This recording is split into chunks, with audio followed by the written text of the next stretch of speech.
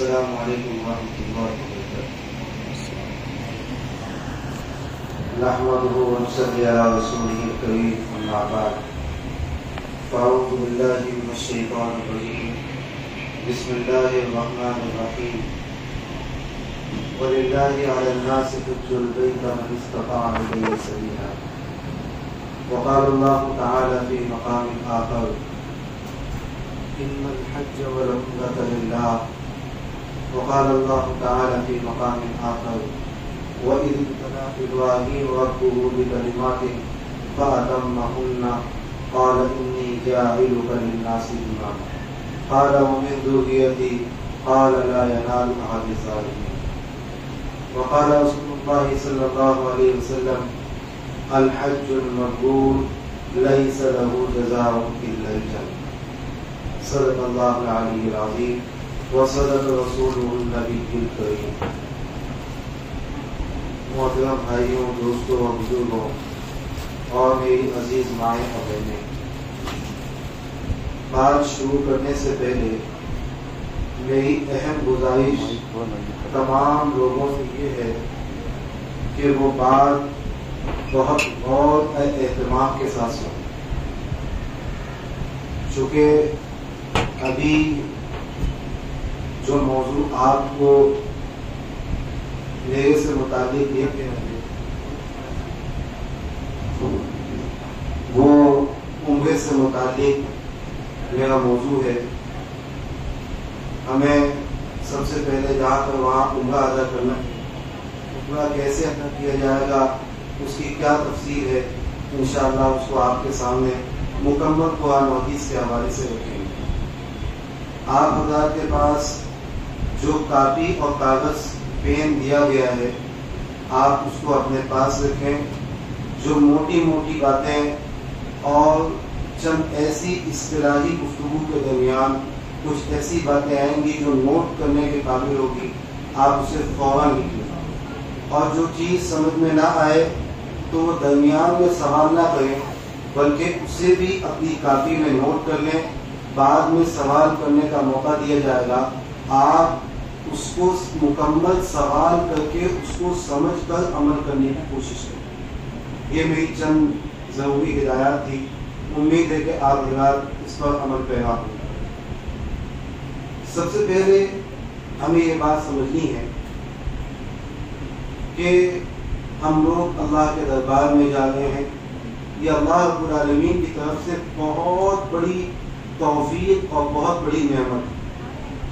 اس نعمت کا ہم جتنا بھی اللہ کی طرف سے شکریہ ادا کرنا چاہیں یہ کم. پوری دنیا کے اندر لاکھوں کروڑوں انسان ہیں جو ہم سے زیادہ صاحب ثروت مال والے ہیں. اللہ رب العالمین نے ان کے مقابلے میں ہم کو اپنے دربار میں حاضری کی توفیق عطا کی. یہ خدا کی طرف سے ہمارے لیے بہت بڑا انعام ہے. اسی لیے قرآن کریم میں اللہ تعالیٰ نے فرمایا لَإِن شَكَرْتُمْ لَأَزِيدَنَّكُمْ وَلَإِن كَفَرْتُمْ إِنَّ عَذَابِي لَشَدِيدٌ. اے انسانوں، جو ہماری نعمت کا شکر ادا کرتا ہے، یعنی اس نعمت کو اس کے آداب کے ساتھ ادا کرنے کی کوشش کرتا ہے، اللہ تعالیٰ اس کی نعمت میں اضافہ فرماتا ہے. اور جو نعمت کی ناپدری کرتا ہے، اللہ تعالیٰ جس طریقے سے نعمت دینا جانتے ہیں، نعمت کو چھینا بھی جانتے ہیں. تو اللہ تعالیٰ نے ہم کو بہت بڑی نعمت سے نوازا ہے کہ اپنے دربار میں آنے کی اللہ تعالیٰ ہم سب کو توفیق عطا فرمائے. اس پر اللہ کا جتنا شکر ادا کیا جائے اتنا. اب اس کا شکر ادا کرنا کیسے ہے؟ تو دیکھیے، سیدنا داؤد علیہ السلام کو اللہ تعالیٰ نے بہت ساری نعمتوں سے نوازا. سیدنا داؤد علیہ السلام نے اللہ کے دربار میں ہاتھ اٹھایا، اے اللہ میں تیرا کس طریقے سے شکریہ ادا کروں. جس زبان سے شکر ادا کروں گا وہ زبان بھی آپ ہی نے بنائی. جس دل سے تیرا شکر ادا کروں گا وہ دل بھی آپ ہی نے بنایا. اس دل کے اندر اظہار شکر پیدا ہو جائے، اس کی توفیق بھی آپ ہی کی طرف سے ہوگی. جب اظہار شکر کی توفیق آپ کی طرف سے ہوگی، جس زبان سے تیرا شکر ادا کروں گا وہ زبان بھی آپ ہی نے بنائی، اور جس دل سے تیرا اظہار شکر کروں گا وہ دل بھی آپ ہی نے بنایا. اللہ میں تو عاجز ہوں، آپ کا شکر ادا نہیں کر سکتا۔ وہی آئی ہے داؤد، تو اپنے آپ کو عاجز سمجھ، تو نے اپنی زبان سے اتنا اقرار کر لیا، تو نے ہماری نعمتوں کا شکر ادا کر لیا۔ حقیقی معنوں میں وَإِن تَعُدُّوا نِعْمَتَ اللَّهِ لَا تُحْصُوهَا، اے بندے ہماری تجھ پر بے شمار نعمت ہے جس کو تم شمار بھی نہیں کر سکتے۔ اللہ تعالیٰ نے ان تمام نعمتوں میں اللہ رب العالمین نے سب سے بڑا تحفہ اور نعمت آپ کو عطا کی ہے کہ اپنے دربار میں آپ کو حاضری کی توفیق عطا کی۔ اور وہ دربار، وہ شاہی دربار ہے، وہاں کے علاقے اور وہاں کے پیچ و خم اللہ کی طرف سے منتخب شدہ ہے۔ اللہ تعالیٰ نے قرآن کریم میں مختصر طور پہ ان تمام چیزوں کو اس انداز سے بیان کیا ہے تاکہ ایمان والوں کا دل ایمان سے لبریز ہوتا ہے۔ فرمایا وہ جگہ کو اللہ نے منتخب کیا ہے اور اس شہر کی اللہ نے قرآن میں قسم کھائی ہے، لا اقسم بہذا البلد، اللہ نے قرآن میں مختلف مواقع پر مختلف الفاظ کے ساتھ اس علاقے اس گھر کی قسم کھائی ہے۔ آپ بتائیے اللہ نے جس گھر کی قسم کھائی ہے وہ کتنی معزز نشان گھر ہوگا، وہ کتنا باادب گھر ہوگا، وہ کتنا اللہ کے نزدیک اعلیٰ مقام ہوگا۔ چنانچہ وہاں پر حاضری سے پہلے جو آداب اور جو اصول بتائے جا رہے ہیں، ہمیں ان تمام آداب اور اصول کا پاس و خیال کرنا پڑے گا۔ اور وہ قربانیوں کی جگہ ہے۔ قرآن کریم میں اللہ تعالیٰ نے فرمایا وَإِذِ ابْتَلَىٰ إِبْرَاهِيمَ رَبُّهُ بِكَلِمَاتٍ فَأَتَمَّهُنَّ قَالَ إِنِّي جَاعِلُكَ لِلنَّاسِ إِمَامًا۔ حضرت ابراہیم علیہ السلام نے اللہ نے بہت سے مواقع پر ان سے قربانیاں لی ہیں، اور ایسی ایسی قربانیاں کہ اللہ اکبر، قرآن پاک میں اس کا نقشہ کھینچا گیا کہ دیکھو حضرت ابراہیم علیہ السلام کو ہم نے مکمل جھنجھوڑا اور قربانیاں دی ہیں۔ سیدنا ابراہیم علیہ السلام کی قربانی کے نتیجے میں اللہ نے بیت اللہ عطا فرمایا، اور پھر ربنا وابعث فیہم رسولا منہم یتلو علیہم آیاتی، جو انہوں نے دعا کی تھی اے میرے پروردگار عالم تو نے مجھ سے قربانی دی ہے، جان مانگی جان پیش کیا، اولاد مانگی اولاد پیش کیا، اپنے تمام مال کو میں نے تیرے لیے لٹا دیا، اے میرے اللہ میں تجھ سے مانگ رہا ہوں وہ تمام چیزیں تو مجھے عطا فرما۔ یہاں میں نے بیت اللہ بنایا ہے، اس بیت اللہ کے لیے عبادت کرنے والوں کو عطا فرما، اے میرے اللہ میں نے یہاں پر مینار بنا دیا ہے، یہاں کے لیے معلم عطا فرما، اے میرے اللہ ربنا وابعث فیہم رسولا، یہاں کے لیے آپ رسول عطا فرما، اور یہ گھر کو ایسا بنا دیجئے وجعل افئدۃ الناس من تہوی الیہم، اے اللہ اس بیت اللہ تک تمام انسانیت کے قلوب کو مبذول فرما، سب کی محبت کو یہاں ڈال دیجئے۔ اللہ نے اس ساری باتوں کو اور تمام دعاؤں کو اللہ نے شرف قبولیت سے نوازا، اور اللہ نے تمام انسانوں کا دل اس کی طرف پھیر دیا ہے۔ ہر دنیا میں بسنے والا، ہر ایمان والا، اس کے دل کی خواہش ہوتی ہے کہ بس میری زندگی کے لمحات کم سے کم بیت اللہ تک پہنچ جاؤ۔ اسی لیے قرآن میں فرمایا ان ھذا اول بیت وضع للناس الذی ببکۃ مبارکا ھدی للعالمین فیہ آیات مقام ابراہیم۔ قرآن پاک میں بہت واضح انداز سے فرمایا دنیا کا سب سے پہلا مقام، سب سے پہلا گھر وہ ہمارا گھر ہے جو لوگوں کے لیے بنایا گیا ہے، اس کے اندر لوگوں کے لیے ہدایت ہے۔ اور ایمان والو اگر تمہیں یہاں آنا ہے تو ہمارے آداب ہمارے اسلوب کے ساتھ آنا پڑے گا، اور ہم وہاں کی حاضری کے لیے جا رہے ہیں، لہذا ہمیں تو وہاں کی قربانیاں ہمارے نظروں کے سامنے ہونی چاہیے۔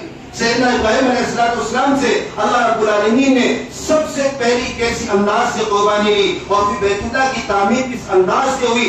اللہ تعالیٰ نے اپنے تمام انبیاء کو قربانی سے نوازا، تمام انبیاء کو قربانی سے گزارا، اور اپنے مقبول بندوں کو اللہ تعالیٰ قربانیوں سے گزارتے ہیں۔ آج تو دنیا کے اندر بھی مسلمانوں پر اور خصوصیت کے ساتھ نیک بندوں پر جو حالات آتے ہیں، جو تکلیف آتی ہیں، وہ اللہ تعالیٰ کی طرف سے کوئی بہت بڑی جو ہے عذاب کو نہیں ہوتی، بلکہ وہ خدا کی طرف سے امتحان ہوتا ہے۔ ہم یہ ڈر جاتے ہیں، ہم پسیج جاتے ہیں ہمارے ساتھ مسلمانوں کے ساتھ کیا ہو رہا ہے، نہیں، یہ اللہ تعالیٰ کی طرف سے تکلیف کا آنا، یہ اللہ تعالیٰ کی طرف سے امتحان ہے، اور اس امتحان سے اللہ تعالیٰ اپنے مقبول بندوں کو گزارتے ہیں۔ اپنے تمام انبیاء علیہ السلام کو اللہ تعالیٰ نے قربانیوں سے گزارا، اور خاص طور پر سیدنا ابراہیم علیہ السلام کو، اور اسی طریقے سے ہمارے آپ کے حضرت پیغمبر محمد مصطفیٰ صلی اللہ علیہ وسلم کو اللہ نے قربانیوں سے گزارا۔ اللہ کے رسول علیہ السلام نے حدیث مبارکہ میں ارشاد فرمایا دنیا میں جتنے بھی انبیاء آئے سب سے زیادہ جتنا مجھے تکلیف سے گزارا گیا اتنا کسی کو تکلیف نہیں دی۔ اللہ کے حبیب علیہ السلام کو بڑی تکلیفیں ہوئی. آپ کو ساحر کہا گیا, آپ کو کذاب کہا گیا, آپ کو کاہن کہا گیا, آپ کے راستے میں کانٹے بچھائے گئے. یہ میرے لیے تمہارے لیے بولنا آسان ہے, لیکن میرے عزیزوں اگر حقیقی معنوں میں اس کا تصور کیا جائے ہماری آنکھوں سے صرف آنسو ہی آنسو کرتے ہیں. حضرت ابراہیم علیہ السلام کو اللہ نے قربانی کے نتیجے میں وہ ایام عطا کی اور وہ جگہیں عطا کی, اور پھر خصوصی طور پر حضرت ابراہیم نے بیت اللہ کی تعمیر کی, اور بیت اللہ کی تعمیر کرنے کے بعد اللہ تعالیٰ سے ارشاد فرمایا, اے میرے اللہ اب میں لوگوں کو یہاں کیسے پکاروں, کیسے بلاؤں؟ اللہ نے ارشاد فرمایا وَأَذِّن بِالنَّاسِ بِالْحَجِّ يَأْتُوكَ رِجَالًا وَعَلَىٰ كُلِّ ضَامِرٍ يَأْتِينَ مِنْ كُلِّ فَجٍّ عَمِيقٍ. اے ابراہیم تمہارا کام آواز لگانا ہے, آواز کو پہنچانا ہمارا کام. لہذا حضرت ابراہیم علیہ السلام نے آواز لگائی, اے لوگوں, اے تمام دنیا کے انسانوں, فَحَجُّوا بِبَيْتِ اللَّهِ تَعَالَىٰ, آؤ بیت اللہ کی حج کی طرف آؤ.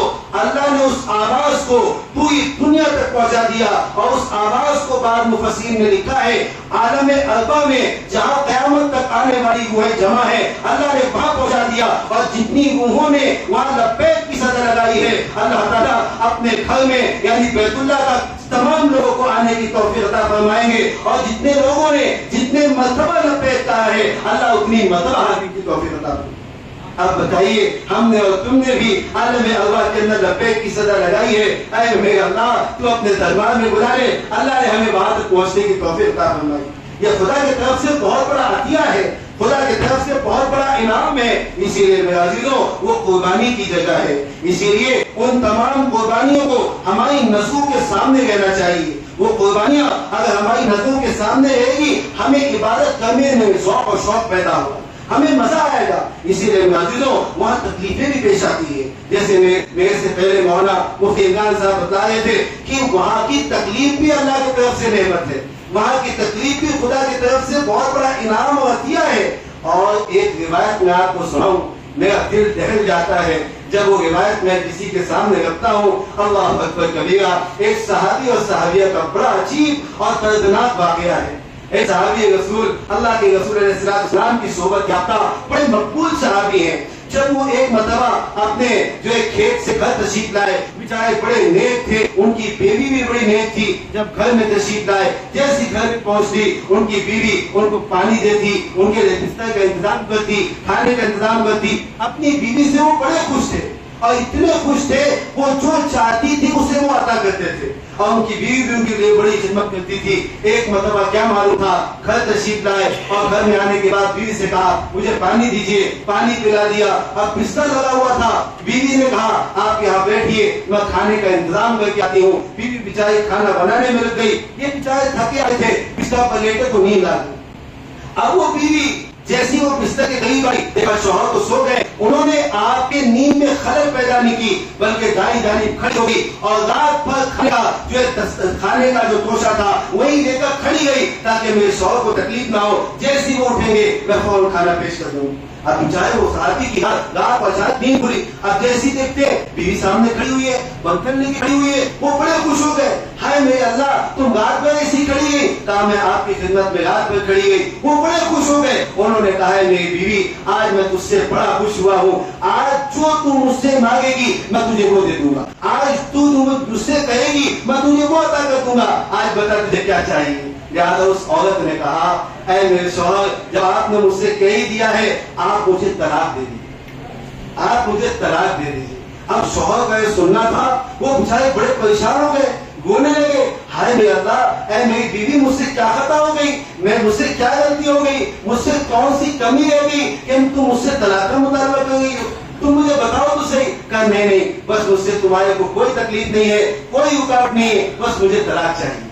وہ بڑے پریشان, کا اچھا طلاق چاہیے, چلو میں طلاق تو ایسے نہیں دوں گا بلکہ صبح کے وقت میں جب صبح ہوگی نماز کے بعد نبی علیہ السلام کے پاس چلیں گے, وہاں پر اپنا معاملہ رکھیں گے, حضور جو فیصلہ کرتے ہیں ہم مان لیں.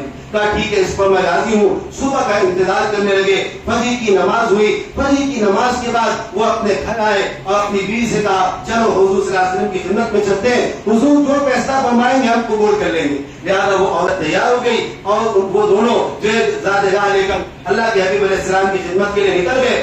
جیسی راستے میں جا رہے تھے تو صحابی جو ٹھوکر لگی وہ وہیں گرے، ان کا پاؤں زخمی ہو گیا، خون نکلنے لگا. وہ نیک بیوی تھی، فوراً اپنا دوپٹہ نکالا، اس کو پھاڑا اور زخم کے اوپر لگا دیا، اور زخم کے اوپر لگانے کے بعد کہا نہیں نہیں اب مجھے طلاق نہیں چاہیے بلکہ گھر چلیے.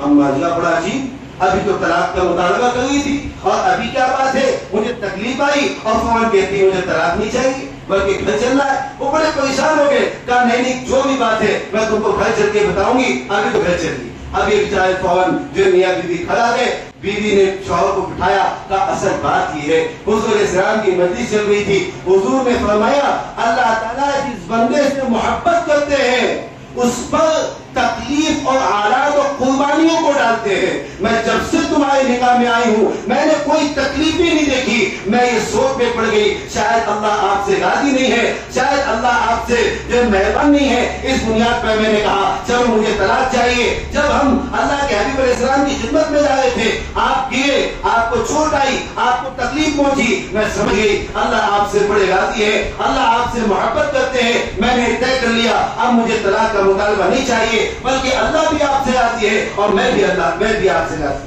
تو میرے عزیزو، تکلیف کا آنا، حالات کا آنا، یہ خدا کی طرف سے امتحان اور اللہ تعالیٰ کی طرف سے قبولیت کی دلیل بنتا ہے. اسی لیے جو ہم اللہ کے راستے میں جا رہے ہیں، جو ہم وہاں پر حج بیت اللہ کے لیے جا رہے ہیں، قرآن کریم میں اللہ تعالیٰ نے اسی وجہ سے فرمایا، تاکید کے ساتھ ارشاد فرمایا جو شخص اللہ کے راستے میں اللہ کے گھر کا قصد کرتا ہے اس کو وہاں پر تکلیف آتی ہے. ولا یرفث ولا فسوق ولا جدال فی الحج. اے ایمان والو، راستے میں گناہ نہیں کرنا، جھگڑا نہیں کرنا، گناہ کی باتیں نہیں کرنا، آپس میں بیوی سے شور و شگوف کی باتیں نہیں کرنا. یہ تمام کا وہ چیزیں ہیں جو اللہ تعالیٰ کی ناراضگی کی علامت ہے اور حج سے رکنے کا سبب ہے. لہٰذا یہ تمام کام بالکل نہیں کرنا. الحمدللہ ثم الحمدللہ ہم اس بیت اللہ کی طرف جا رہے ہیں تو میرے عزیزوں وہاں کے آداب کا خوب خیال کرنا ہوگا.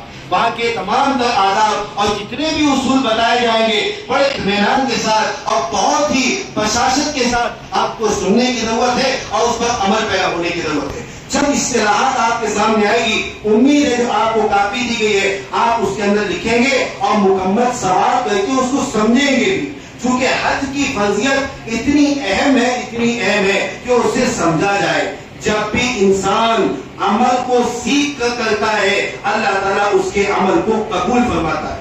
اور جو بندہ بغیر سیکھے ہوئے عمل کو کر لیتا ہے وہ عمل انسان کے پکڑ کا ذریعہ بنتا ہے اور جہنم میں لے جانے کا ذریعہ بنتا ہے. اسی لیے میں عزیزوں ہر عمل کو چاہے جو بھی عمل ہو اسے ہمیں سیکھ کر کرنا ہے. کیونکہ ظاہر بات ہے ہم نے جو عبادت کا قصد کیا ہے بیت اللہ کی حاضری کا وہ اللہ تعالیٰ کی رضامندی کے لیے ہے. اسی لیے قرآن نے فرمایا وَلِلَّهِ عَلَى النَّاسِ حِجُّ الْبَيْتِ. اے لوگوں اللہ تعالیٰ کی رضامندی کے لیے حج کرو، اللہ تعالیٰ کو راضی کرنے کے لیے حج کرو. اور جتنے بھی دنیا کے اندر انسانوں کے لیے اعمال متعین کیے گئے ہیں وہ اللہ تعالیٰ کی رضامندی کے لیے. مثال کے طور پر آپ نماز پڑھتے ہیں تو نماز کا اصل مقصد کیا ہے؟ تلی ذکری واقیم الصلاۃ تلی ذکری. اے ایمان والو نماز کی پابندی کرو تاکہ تمہارے دل میں ہماری یاد پیدا ہو جائے. زکات کا مقصود یہ ہے تاکہ اللہ راضی ہو جائے. حالانکہ مال آپ صرف کر رہے ہیں لیکن وہاں بھی ہے خذ من اموالہم صدقۃ تطہرہم وزکیہم بہا. اے ایمان والو اے نبی علیہ السلام آپ ان سے زکات کیجیے تاکہ ان کے دل میں ہماری محبت پیدا ہو جائے. اسی طریقے سے آپ حج بیت اللہ کریں. قرآن نے فرمایا اس کا مقصد یہ ہے وَمَن يُعَظِّمْ شَعَائِرَ اللَّهِ فَإِنَّهَا مِن تَقْوَى الْقُلُوبِ. تاکہ بیت اللہ کا حج اس لیے کرنا ہے تاکہ اللہ راضی ہو جائے اور ہمارے دل میں اللہ کی محبت پیدا ہو جائے، اللہ کی معرفت پیدا ہو جائے اور ہمارا دل اللہ تعالیٰ کی طرف جھک جائے. اصل اس کا مقصد یہ ہے. الحمدللہ ہندوستان سے آنے والے حجاج اکرام ان کو کیا کرنا ہے، ان کے لیے کیا ہدایات ہے اور ان کو حج کس طریقے سے ادا کرنا ہے. دیکھیے اصل میں حج کی 3 قسمیں ہیں. حج کی اصل میں 3 قسمیں ہیں اور تینوں قسمیں حدیث مبارکہ میں اس کا مکمل طور پہ تذکرہ اور طریقہ ملتا ہے. سب سے پہلے حج کی 3 قسموں میں پہلی قسم حج افراد ہے، دوسری حج تمتع ہے، تیسری حج قران ہے. اب حج افراد، حج تمتع، حج قران تینوں الگ الگ ہیں. طریقہ سب کا من جملہ ایک ہی ہے، بس تھوڑے بہت چیزوں کا فرق ہے۔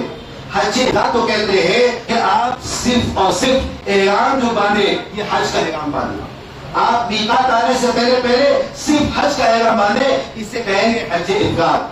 حج کے ایام میں جو حاجی میقات آنے سے پہلے صرف حج کی نیت سے احرام باندھتے ہیں اسے کہتے ہیں حج افراد۔ اور دوسری قسم حج تمتع کی ہے۔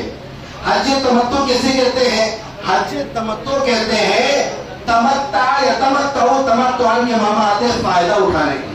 اب ظاہر بات ہے حج تمتع کے اندر ہوتا یہ ہے کہ حاجی اپنے مقام سے میقات آنے سے پہلے صرف عمرے کا احرام باندھتا ہے، اور عمرے کا احرام باندھنے کے بعد بیت اللہ پہنچنے کے بعد عمرے کی ارکان کی ادائیگی کے بعد اپنا احرام اتار دیتا ہے، اور پھر جب حج کے ایام آتے ہیں 8 ذی الحجہ کو، پھر بیت اللہ کے اندر وہ حج کا احرام باندھتا ہے، پھر مکمل طور پہ حج کرتا ہے۔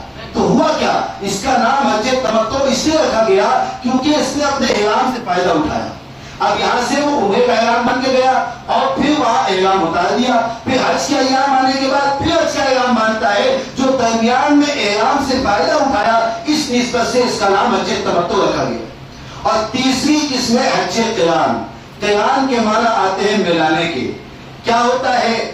حج کے ایام سے پہلے جو حجاج اکرام میقات سے پہلے احرام باندھتے ہیں حج اور عمرے کا ایک ساتھ، یعنی یہاں سے میقات سے پہلے آپ حج اور عمرے دونوں کی ایک ساتھ نیت کر لیتے ہیں، وہاں جانے کے بعد عمرے کی ادائیگی کے بعد احرام نہیں اترتا، پھر حج کے ایام آتے ہیں اور اسی احرام سے پھر حج بھی کیا جاتا ہے، آخر پہ جو اپنا قربانی کرنے کے بعد پھر اس کا احرام اترتا ہے، اس کا نام ہے حج قران۔ چنانچہ یہ 3 قسم کے حج ہو گئے۔ حضرات صحابہ رضوان اللہ تعالی علیہ مجمعین سے تینوں قسم کے حج کرنے ثابت ہے۔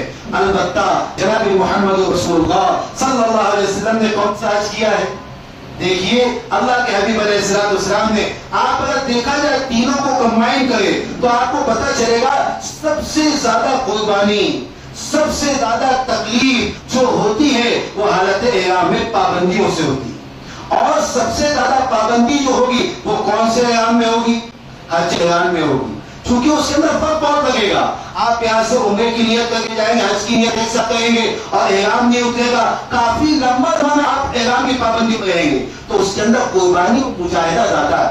اللہ کے رسول صلی اللہ علیہ وسلم نے حج قران فرمایا ہے، آپ علیہ السلام نے حج قران فرمایا ہے، لیکن امت کے لیے حج تمتع کو پسند کرنا۔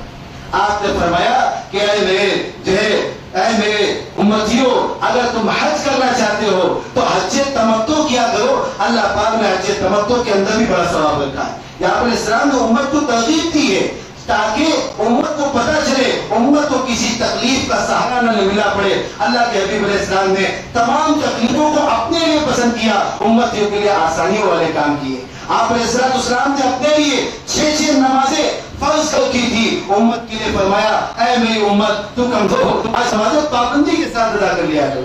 اللہ کے حبیب علیہ السلام اس دنیا سے جا رہے ہیں، باوجود اس کے آپ کو اپنی امت کا بڑا درد ہے، بڑا غم ہے، آپ چاہتے ہیں میری امتیوں کو کوئی تکلیف نہ دی جائے۔ اللہ کے حبیب علیہ السلام کمرے میں لیٹے ہوئے، حضرت عائشہ صدیقہ رضی اللہ تعالیٰ ہے، حضرت صدیق اکبر رضی اللہ عنہ ساتھ میں موجود ہے۔ اس کے بعد صدیق اکبر تھوڑی دیر بعد کہیں چلے گئے، تھوڑی دیر کے بعد سیدنا جبرائیل علیہ السلام تشریف لائے، دروازہ کھٹکھٹایا، آپ اندر تشریف لائے، کہا یا رسول اللہ صلی اللہ علیہ وسلم ملک الموت آپ کے انتظار میں ہے، آپ کی روح قبض کرنے آئی۔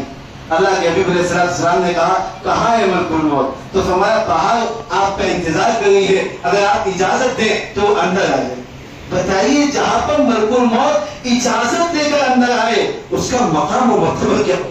ذرا تصور تو کیجیے، جہاں پر ملک الموت اجازت دینا پڑ رہا ہے اس کی شخصیت کا مقام و مرتبہ کی اللہ کے نزدیک کیا حیثیت ہوگی۔ چنانچہ حضور نے فرمایا انہیں اندر آنے کی اجازت ہے، ملک الموت اندر آئی۔ اس کے بعد حضرت جبرائیل علیہ السلام نے کہا یا رسول اللہ صلی اللہ علیہ وسلم یہ ملک الموت کو حکم ہوا ہے، اگر آپ آنا چاہیں تو لے آنا، نہ آنا چاہیں تو نہ آنا۔ چنانچہ ملک الموت نے کہا دنیا میں قیامت تک آتی ایک پہلی ایسی شخصیت ہے کہ اللہ نے فرمایا اگر وہ آنے کی اجازت دے تو لے آنا ورنہ انہیں چھوڑ دے. چنانچہ حضرت جبریل کی طرف آپ نے دیکھا کہ جبریل تم کیا کہتے ہو؟ حضرت جبریل نے کہا یا رسول اللہ اللہ آپ کی ملاقات کے اشتیاق میں. چنانچہ فرمایا ملک الموت تمہیں روح نکالنے کی اجازت ہے. وَالْتَفَّتِ السَّاقُ بِالسَّاقِ وَالْتَفَّتِ السَّاقُ بِالسَّاقِ. قرآن نے فرمایا جب روح نکالی جاتی ہے پنڈلی کو پنڈلی سے جدا کر دیا جاتا ہے اور جتنی سختیوں کے ساتھ وہ نکالی جاتی ہے. کل نفس ذائقۃ الموت. ہر کسی کو موت کا مزہ چکھنا. اس وقت ملک الموت نے جب روح نکالی ہے اللہ کے حبیب علیہ السلام کو تھوڑی سی تکلیف ہوئی, آپ نے نکالی, ملک الموت ڈلی اور پیچھے ہو گئی. حضور نے فرمایا اے ملک الموت تم کتنی سختی کے ساتھ وہ نکال رہے ہو, مجھے بڑی تکلیف ہوتی ہے. آپ نے فرمایا کیا میری امتیوں کے ساتھ بھی ایسی تکلیف ہوتی ہے؟ کہا یا رسول اللہ آپ کے ساتھ تو بڑی آسانی کے ساتھ وہ نکالی جا رہی ہے, دیگر امتیوں کے ساتھ بڑی سختی کا معاملہ کیا جاتا ہے. آپ کی آنکھوں میں آنسو آ گئے. آپ کی زبان سے جو الفاظ نکلے ہیں سارے دنیا میں جتنے نیک بندے اور جتنے بھی امتی ہیں سب کے ایمان کو جھنجھوڑ دینے والی چیز ہے. آپ نے فرمایا اے ملک الموت قیامت تک آنے والے جتنے میرے امتی ہیں جتنوں کی وہ نکالنا والا ہے جتنوں کو تکلیف دینے والا ہے آپ مجھ سے لے لے, میری امتیوں کو مت دے. اللہ اکبر کبیرہ. آپ کو اپنی امت سے کتنی محبت تھی, آپ اپنی امت کو کتنا چاہتے تھے. آج ہم وہی امتی ہیں جو اللہ کے حبیب علیہ السلام کے احکامات کو توڑتے ہیں, آپ علیہ السلام کی حیثیت کا خیال بھی نہیں کرتے.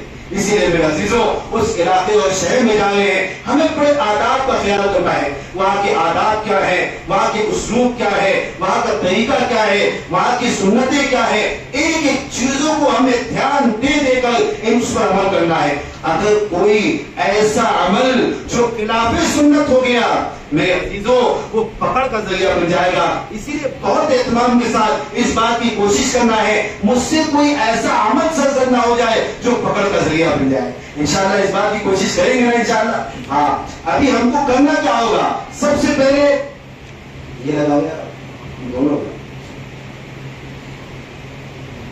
میں نے جیسے پہلے آپ کو بتایا حج کی 3 قسموں کے بعد یہاں پر اللہ کے حبیب علیہ السلام نے حج تمتع کو پسند فرمایا ہے. ہندوستان پاکستان اور اس کے علاوہ سے جانے والے احباب اکثر و بیشتر حج تمتع کرتے ہیں. اب ہمیں بھی حج تمتع کی نیت کرنا ہے. بتاؤ بھائی کون سے حج کرنا ہے؟ حج تمتع. حج تمتع کے اندر سب سے پہلے ہمیں یہاں سے کون سا احرام باندھنا ہے؟ دیکھو میں بیان کم کروں گا, ہمیں یہاں پر تربیتی کیمپ ہے, میں آپ کو سمجھانے کے انداز میں باتیں کر رہا ہوں تاکہ آپ بخوبی سمجھیں. نہ سمجھ میں آئے میں نے آپ کو پہلے ہدایت دے دی ہے, آپ سائڈ میں لکھیں اور فوراً بعد میں سوال کریں اور اس کو سمجھیں. اچھا سب سے پہلے ہمیں کون سا حج کرنا ہے؟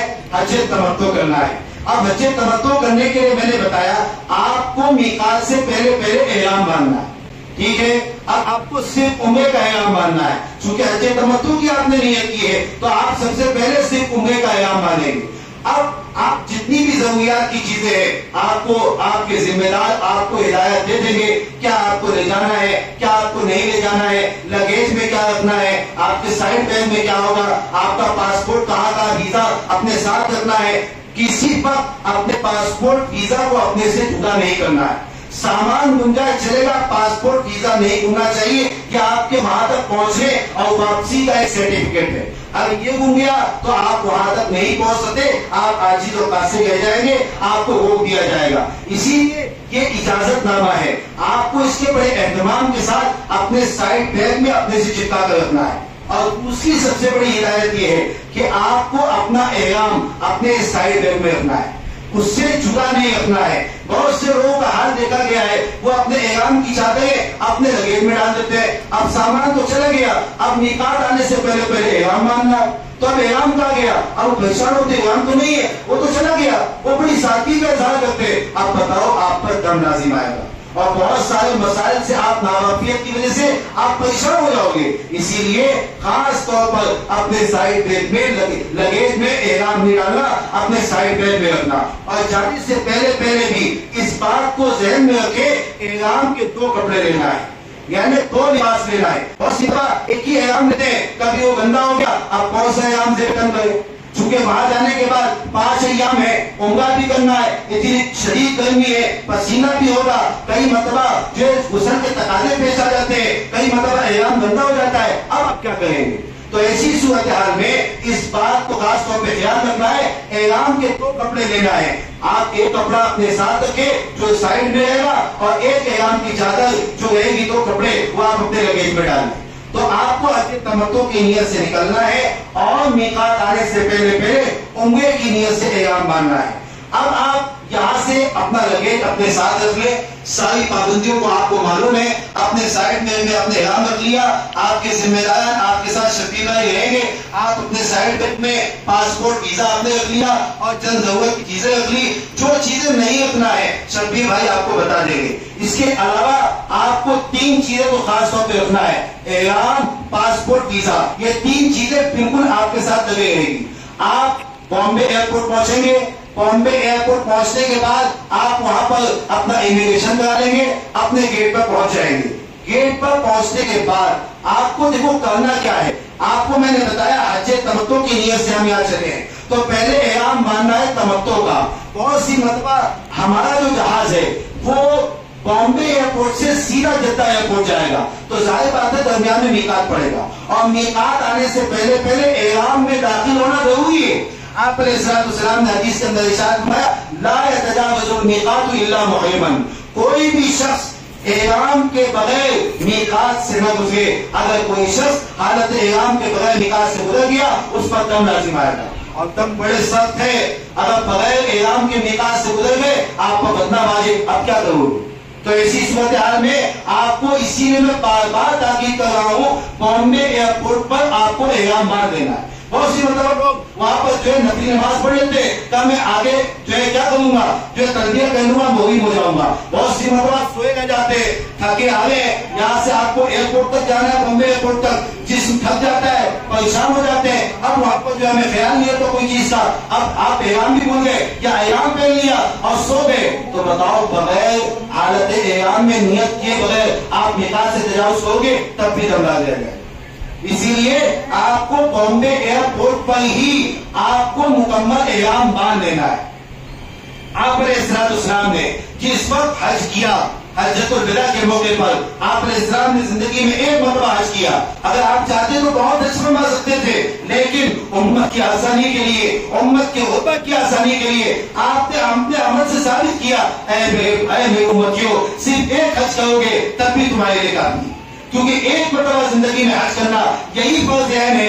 بار بار حج کرنا یہ ضروری نہیں ہے بلکہ نفل ہے. جس کے پاس استطاعت ہو وہ کرنا چاہے تو کر سکتا ہے. لہذا اب ہمیں یہاں پر بامبے ایئرپورٹ پر سب سے پہلے احرام کی چادروں کو باندھ لینا ہے. احرام دیکھیے 2 کپڑوں کا نام نہیں ہے، احرام پابندیوں کا نام. ذرا بہت غور سے اہتمام کے ساتھ سنیں، احرام یہ پابندیوں کا نام ہے، 2 کپڑوں کا نام نہیں ہے. 2 کپڑے زیب تن کرنا اپنے جسم پر یہ مستور عمل ہے.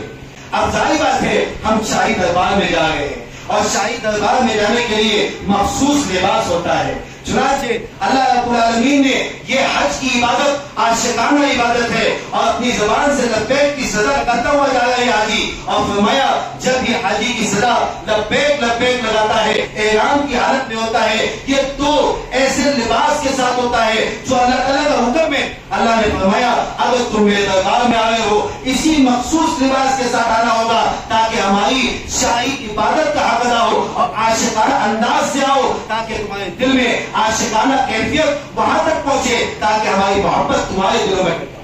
اصل مقصود یہ ہمارے دلوں میں خدا کی محبت کا پیدا کرنا، فَإِنَّهَا مِن تَقْوَى الْقُلُوبِ، ہمارے دلوں میں خدا کی محبت پیدا کرنا مقصود ہے. اب چاہے ہم بامبے ایئرپورٹ پہ پہنچ کر احرام ہمیں کس طریقے سے باندھنا ہے. آپ نے احرام کی 2 چادریں اوڑھ لی. احرام پہننے سے پہلے 2 چادریں زیب تن کرنے سے پہلے آپ کو احرام سے پہلے جو سنتیں ہیں آپ غسل فرما لیں. اگر غسل کا انتظام نہ ہو تو بہتر یہ وضو کم سے کم کریں، اور وضو کرنے کے بعد آپ اس احرام کی چادروں کے ساتھ آپ نے نیچے ایک کپڑا باندھنا ہے اور اوپر ایک کپڑے کو ڈال لینا ہے. جیسے میں بھی آپ کو بتاؤں گا کہ آپ سب سے پہلے تو چادر